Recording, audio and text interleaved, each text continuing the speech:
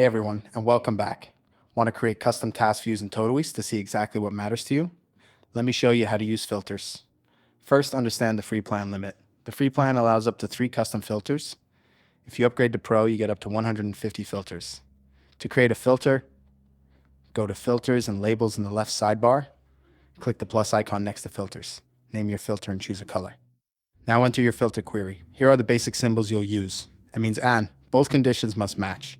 Vertical bar means or. Either condition can match means not if. Exclude tasks that match. Use parentheses to group multiple conditions. Let me show you some useful filter queries. For your daily focus, try today vertical bar overdue. This shows all tasks due today or earlier. For high priority tasks, 1 vertical bar P2.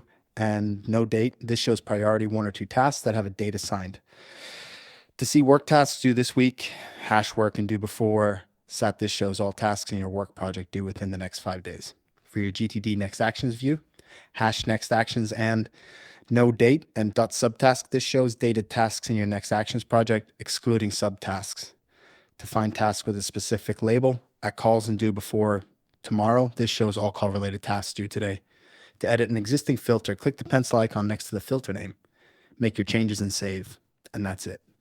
With filters, you can build custom views that show you exactly the tasks you need when you need them. If you create a useful filter, share your query in the comments. See you in the next one.